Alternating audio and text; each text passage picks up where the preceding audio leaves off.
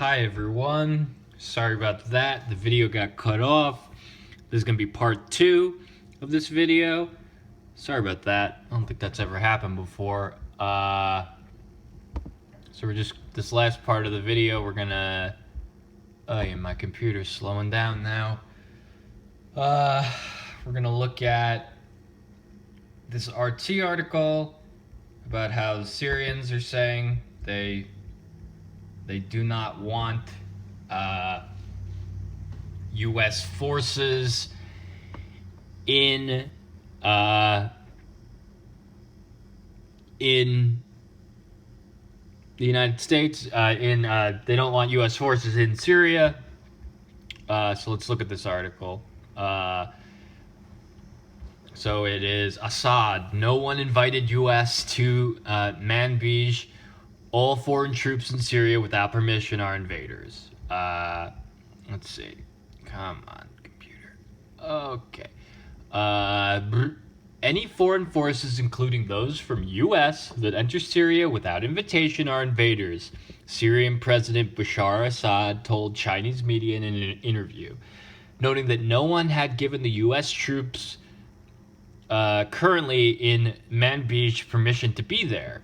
Quote, any foreign troops coming into Syria without our invitation or consultation or permission, they are invaders, whether they are American, or Turkish, or any other one, Assad told Chinese Phoenix TV, as cited by Syrian state-run SANA news agency.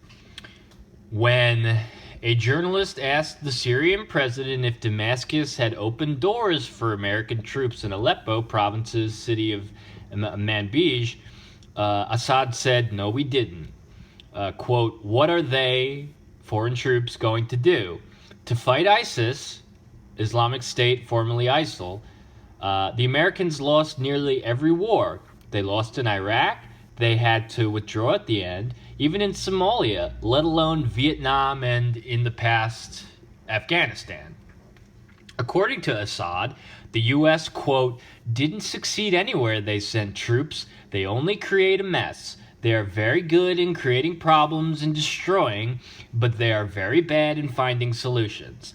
The Pentagon confirmed earlier in March that U.S. troops had been sent to Manbij to prevent conflict between U.S.-backed Kurdish forces and rebels backed by Turkey. Without foreign intervention, the Syrian war will take a few months to bring to an end, Assad noted. The complexity of this war is the foreign intervention. This is the problem, he said. Syria's president stressed that government troops are now very close to Raqqa, Islamic State's stronghold, some 100 kilometers from Manbij. American troops were first spotted in the town earlier in March.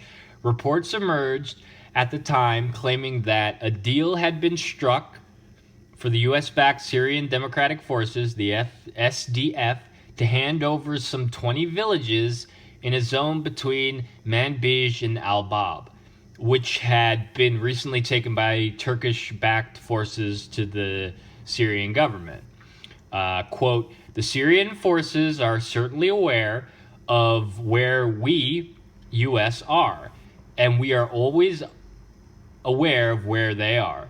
There is no intention between the two of there being any conflict against any party other than ISIS, Pentagon spokesman Captain Jeff Davis told reporters. On Thursday, the U.S.-led coalition confirmed that around 400 American Marines and Army Rangers had arrived in Syria to establish an outpost to support an operation to take the city of Raqqa.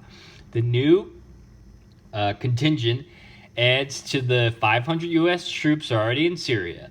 U.S. Air Force Colonel John Dorian, the coalition spokesman, says the new soldiers have been deployed to expedite the defeat of the terrorists in Raqqa.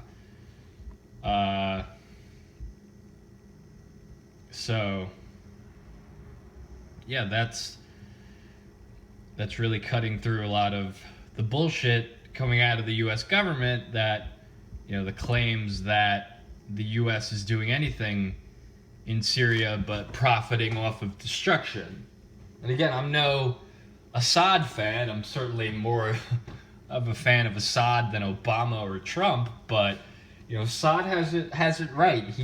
He's really speaking truth about what U.S. military intervention is about and has always been about, which is creating a mess, destabilizing, profiting off of killing and destabilization, and putting the areas into ruin, into chaos, and then the capitalists also profit off of the chaos as well.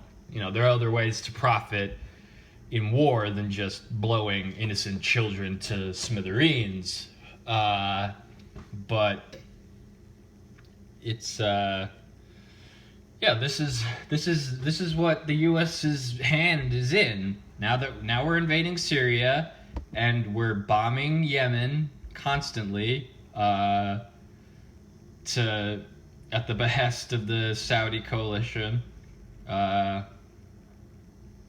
Let's look at the article from Reuters. Saudi-led coalition airstrike kills 22 in Yemen. At least 22 civilians were killed on Friday and dozens wounded when a Saudi-led coalition airstrike hit a market in western Yemen, causing a fire to break out, a local official says.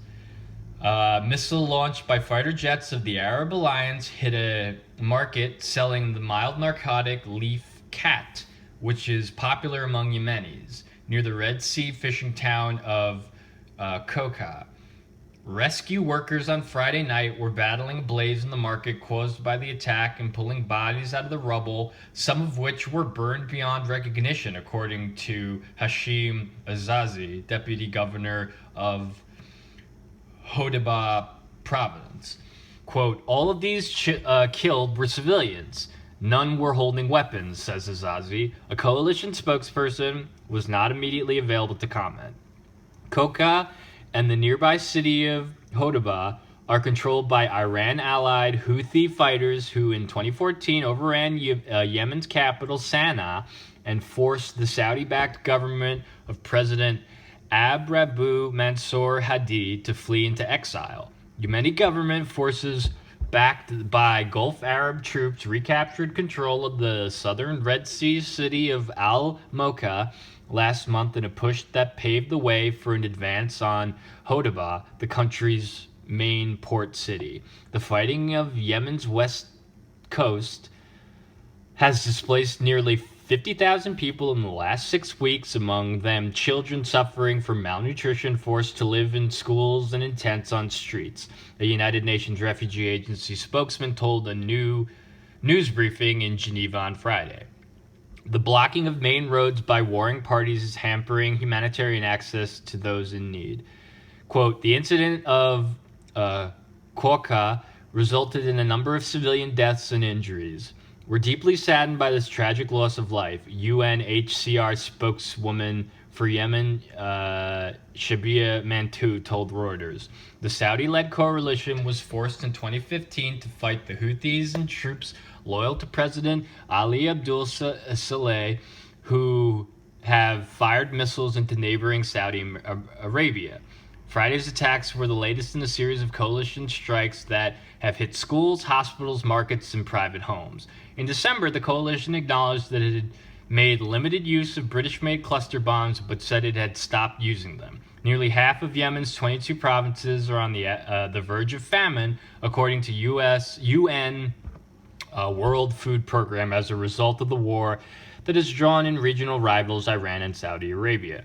Okay, so we see exactly what's happening with Israel and with the U.S. in Syria. Saudi Saudi, funded by the U.S., is engaging in this type of warfare to profit, and lying about how Yemeni rebels are any threat to the U.S.-backed Saudi Arabia. And this is U.S. foreign policy, folks. This is what we need to fight. This is exactly, the United States is behind all of this, from Palestine to Syria to Yemen. all over.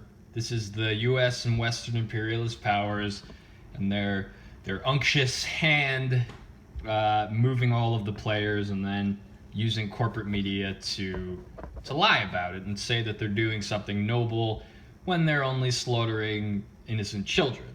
So this is how to counter Trump. Again, the point of this episode, you don't stop Trump and the corrupt establishment by going Russia, Russia, Russia and lying about things that aren't proven about Russia. You do so by creating a revolution, an anti-war revolution to stop this Western power. Because, Trump knows it and the Democrats know it and the corporate media knows it. They are just putting on this little Russia show to blind us from what the entire establishment government is doing. So we need an anti-war movement, and we need a movement that can counter Trump and the establishment and Obama in a real way. That's what we are looking for. So we need to organize our people's revolution outside of corporate influence and outside of establishment government narrative propaganda, and we need to take to the streets, and we need to, but not just taking to the streets, strategizing in a real way that can lead to the takedown of this Western imperialist fascist corporate state. That's what we need to do. That's the only way to counter Trump in any actual way. And that's our goal, and we need to act now. And again, sorry about the break in the video. Something happened with the recording, but please like and share and comment and subscribe and retweet and do whatever to this video. Let me know what you think. Let me know your ideas. And I am Sandy Frank, and I will see you in the next one.